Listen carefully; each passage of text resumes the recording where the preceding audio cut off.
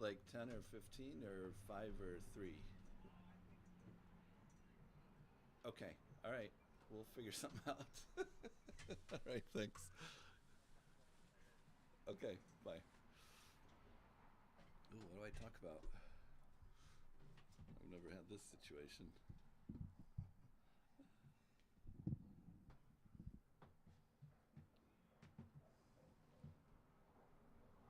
Well, basically, your guest has just sit here, turn the mic there, the headphones are right there. So, Okay.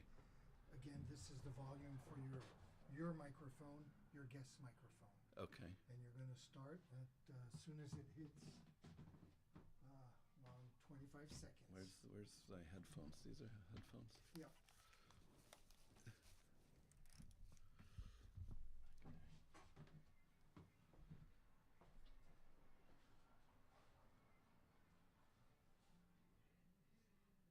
You're on in 5 seconds. Okay.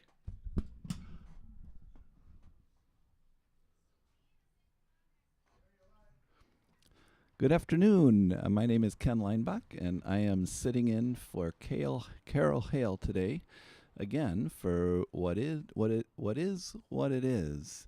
And Carol is hopefully waving at us from Vieques, Puerto Rico, where she's been for the last few weeks. And I've had the privilege of interviewing a number of wonderful, creative, talented people here in River West. We had the opportunity to interview Denny Rowan, who from Rowan Guitars, and play a little bit of his music. And I know a lot of people enjoyed that because when we posted on Facebook, we got a lot of commentary, and that was if you don't know Denny, he's quite a talent here in River West, and that's the goal, is to highlight all the wonderful people in River West. Denny, at the age of 70, created his first guitar album, and it's going crazy on Spotify with over close to, actually, I might even be over 1 million hits at this stage, and he's actually making money from Spotify, which is a surprise. Doesn't happen for all musicians, and so that was a fun interview. We also had an opportunity to interview Sarifa Saada from Afghanistan, who was here last week, and she shared with us her experiences of living in this beautiful community of River West from all the way around the world. Today, we're going to be interviewing a creative playground designer from a company here in town, Playscapes, and you may have seen some of their work. They use real creative materials, mostly black locust instead of pressure-treated lumber, and they have playgrounds around the region. There's a really nice one at Gensland School that's been put up, and he'll be telling us about more and the materials. He just informed me that he got caught getting here behind a car accident and had to turn around, and is on his way. So as soon as he walks in, we'll put headphones on and grill him about his life as a creative designer using alternative materials. But in the meantime, I'll just stall a little bit more. So hope everyone has had a wonderful day today here in beautiful River West, and we'll see when he arrives. I will share. I've been living here for a little bit over a decade. Been living in Milwaukee for over 30 years, and River West always had sort of an appeal to me because it was just described as one of the most diverse neighborhoods in the city. But I didn't realize just how great a neighborhood it was until I lived here. Just because it's so incredibly walkable and bikeable. I haven't owned a car for almost 20 years, and living in River West, you can get everything you need right here, and especially when you have a bike. So that's a beautiful thing. but most of all, it's the community orientation of the people that are here, and to shout out to all of you for being such a great community, and it's wonderful just to feel like I don't know if you want to say the good old days, but maybe the days before cell phones distracted us all from the engagement that those of us in our older years are more used to, and here in River West we have that. But so thanks to all of you for setting up such a wonderful community with all the great events and festivities and all the things that we do here. And notable, of course, is Locust Street Days and River West 24. And I've had a lot of international guests. I run an intentional community here in River West, and called the Hawk's Nest Community. And we have a lot of international guests come through. And I was recently down in Mexico with Francisco, and Francisco was here during the River West 24, and he runs a nonprofit in Mexico called Bicicletos, and so it was just perfect timing. He was here for something at the Urban Ecology Center, but the River West 24 was going on, and he was completely blown away by the experience, and subsequently has put together some similar experiences down in La Paz, Mexico, where he hails from, with his nonprofit Bicicletos. And Bicicletos is a little bit like Dream Bikes here, where they take in bikes and teach kids how to repair them and fix them and all of the above. But my point is the vibe of River West is rippling around the world in a lot of different ways. So it's a cool community to live in. And in addition to the community that I run, I also am starting an organization that's going to be called in the Spirit of Kindness, which is something that I've been inspired by here in River West, and it's a little bit of a protest of what's going on in the world, because it feels like kindness is getting rarer and rarer, and I'm excited to be launching this new organization in the coming months that will be focused on action with people doing kind acts. And in the process of doing research for it, have discovered a lot of really cool things that are happening in the world. But yesterday I stumbled on one where there was a bookstore in Chelsea, Michigan. It's worth Googling. And where they had a whole group of people that were moving an entire bookstore. And in the process of moving that entire bookstore, the community came out, over 500 people, and they moved the books one book at a time, like a big bucket brigade, to get to their new store. And it was inspiring to watch, so it's something you should look up. But now I'm finished stalling, and we have our guest with us, who I already introduced, Pat McInerney from Playscapes, and we're going to get him set up, and we're going to ask him about his process of design and creativity with the beautiful work that he does. Just letting him catch his breath, because I already mentioned that he got stuck behind an accident, so he just ran in, and then here he is. So, Pat, how you feeling? I'm doing just fine, Ken. How are you doing? All right, good. So, can you just tell us a little bit about Playscapes and the work that you do? Yeah, so it's GRG Playscapes is the full name, and what we do is natural play. So we make playgrounds out of logs, and we try to incorporate the landscape. So a lot of conventional playgrounds are sort of plopped on the landscape. We try to incorporate topography, trees, landscaping, and ultimately create a sort of in the woods type of feeling in a playground, often in the city or anywhere really. We do all sorts of different types of projects. So when you say logs, tell us a little more about those logs. Seems like if you put a log in the ground, often it rots pretty quick. Yeah, so we use black locust logs, which we harvest here in Wisconsin. Black locust is an invasive tree in Wisconsin, so it doesn't necessarily belong here. It sort of came from somewhere else, and it's conveniently very rot resistant. So it being a problem tree, so to speak, a lot of landowners don't want it on their property. So we collaborate with them in restoring their lands by removing the black locust, and then we use it to build these playgrounds. And like I said, it's very rot resistant, so it lasts a very long time in the ground, and it's sort of it's the material that makes everything we do possible, and that's our whole thing. Yeah, that's very, very cool. Because I know when I was a kid, grew up in northern Michigan, we would make fences with black locust fence posts because of their rot resistance. And gosh, I mean, it seems like they lasted for decades and decades and decades. Right.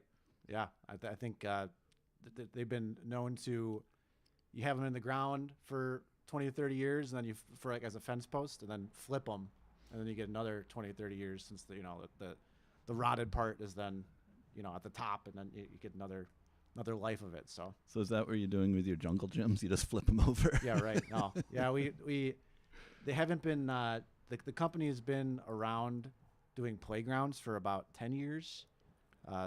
The owner, John LaPointe, has been doing landscapes for longer than that, but we haven't gotten to the point where they have rotted out, because there's only been, the oldest one is 10 years old. So as far as the black locust part of the projects, we have yet to see how long they really last. Yeah. I remember actually at the Urban Ecology Center years ago, we did an experiment with 3 picnic tables, and one was black locust, one was ACQ pressure treated, and one was the recycled plastic. And the black locust one is still there, still strong, still sturdy, and the other ones all have disappeared. So that's definitely a testament to the wood. It's not an easy wood to work with, though, is it? No, it's a very, very hard wood. So you have to pre-drill every hole. You can't just blast a screw in there. You got to pre-drill, otherwise the screw's not going to make it in there. And it's hard work putting this stuff together. So for our listening audience, where would be a good one in the River West region to check out? So we've done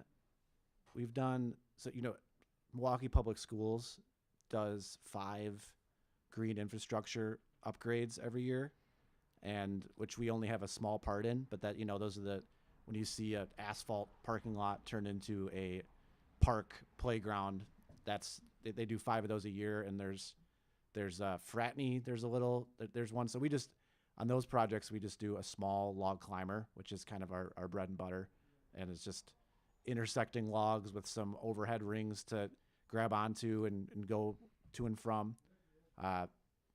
So yeah, Fratney, Gainesland. This year we're actually doing River West Elementary, which is, I forget what that farmer's market is, but there's a farmer's market that happens right along there, which I'm excited to kind of see that space transform, because it already has a charm in the summer of that farmer's market. I forget what street it's on, but it'll be cool to see that space transformed. Yeah. Do you have a favorite project of all, not focus on River West, but just of all the projects you've done? One of my favorite that I've worked on is, I guess 2 of them come to mind. One is pristine childcare on MLK, and that's MLK and Reservoir. That one is where there was an existing structure that we added to, and also kind of renovated the surrounding area, and just really transformed an existing playground in a big way. And then there's also Growing Tree, which is the Rooted and Rising folk, which is in Washington Park neighborhood, and they're just an awesome organization. And that was just a fun, challenging, small space to change, and they were really collaborative with us, and it's a cool space that's got a lot going on in not a lot of square feet, so that's cool. So did you guys invent this method of making playgrounds? That's a good question. It's done around the world, like the black locust construction. So I don't know if we could take credit for inventing it, but it's definitely, as far as this region goes and in this country, there's not a lot of other people that are doing it, definitely in this region. So, we've got a little bit of a niche in using, black locust to make these playgrounds. Yeah, having actually built a playground myself, not personally, but putting the project together and figuring out how it's done, I'm really impressed that you guys can pull it off, because there's a lot of rules and regulations that go into playgrounds, as there ought to be, because you have kids playing in heights and they fall, and you need a certain number of amount of cushioning and all that kind of stuff. Right. But the fact that you can, when we were putting our playground together, it seemed like we were largely limited to a sort of a monopoly of playground equipment that was hard to get creative and get around, which we ultimately did. But it was a lot of work, and you guys have mastered more than just the design of a playground, but you've also mastered sort of the rules and regs and all of that, I assume.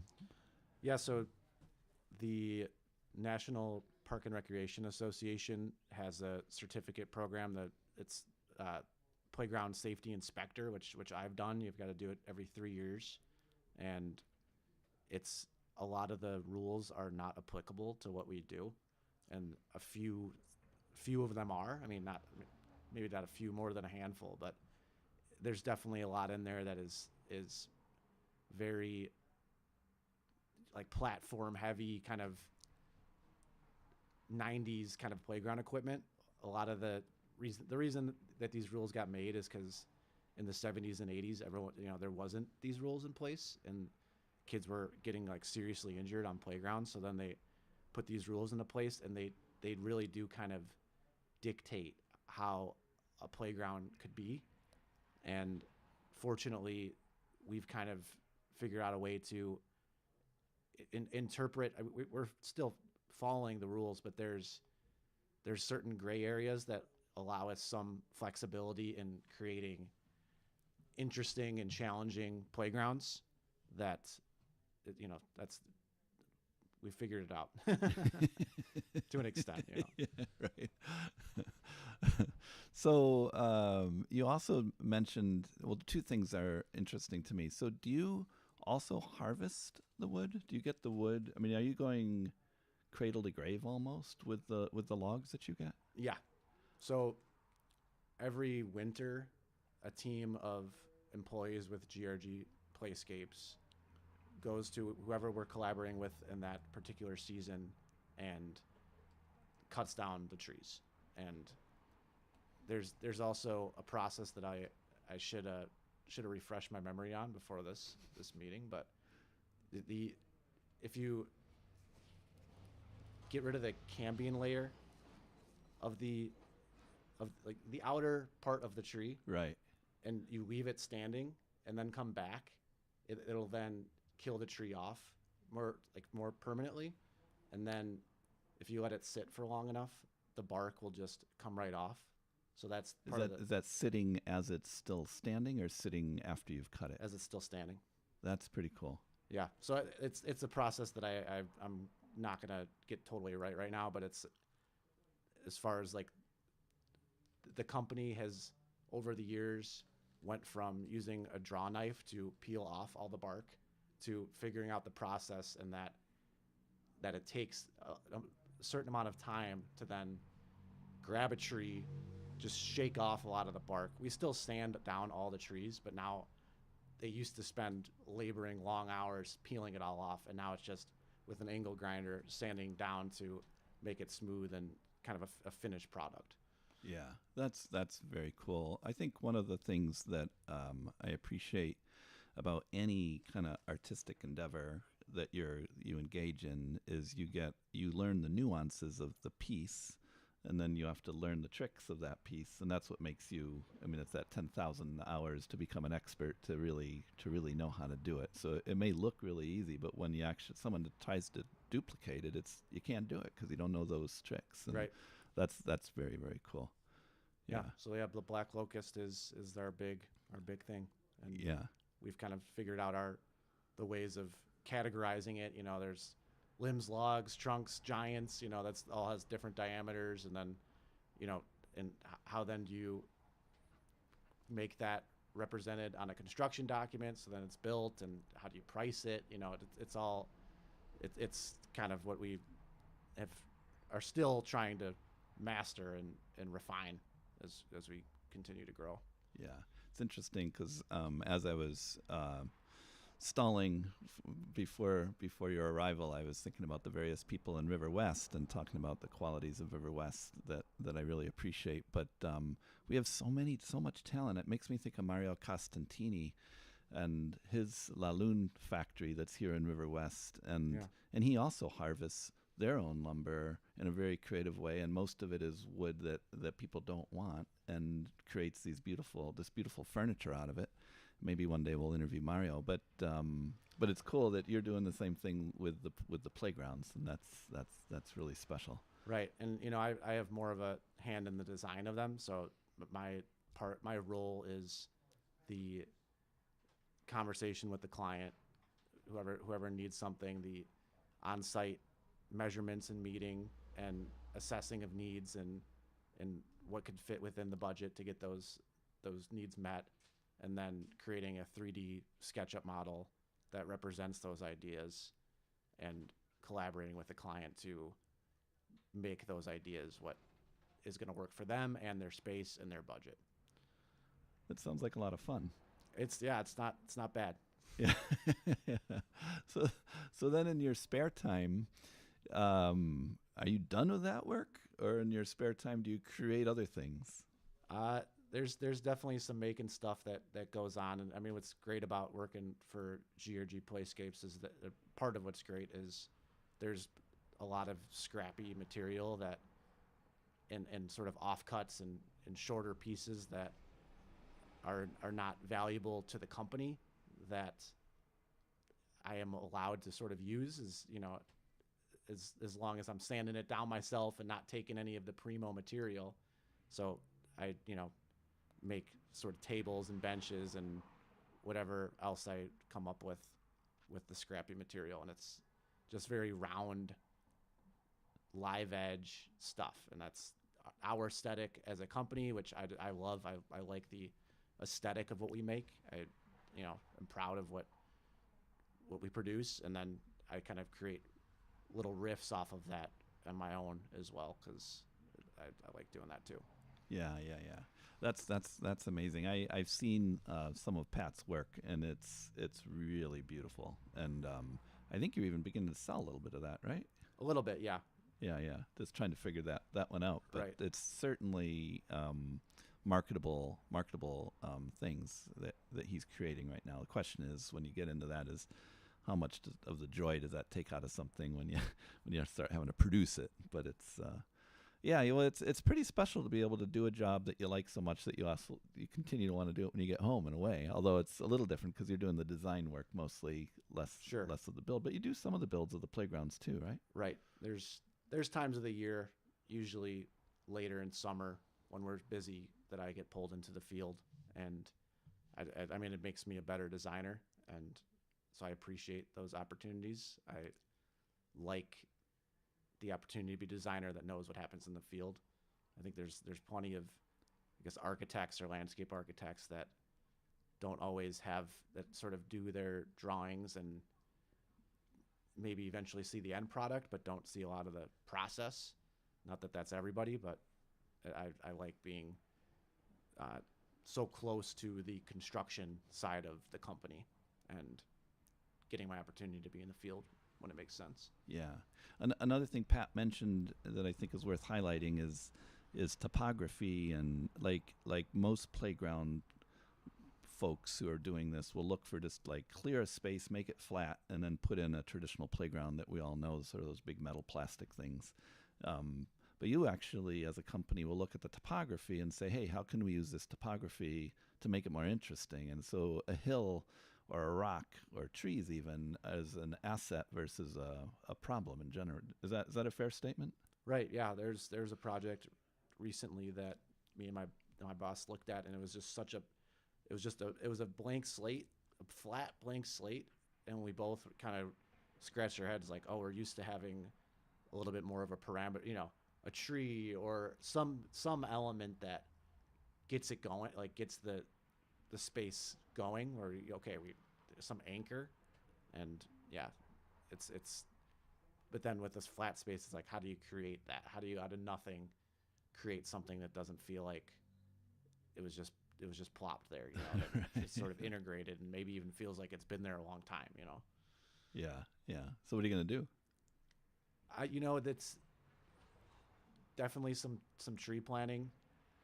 I don't think it's too small of a space to try to make any hill. We actually do have a little hill in the like real little kid area, and we do playhouses. There's playhouse.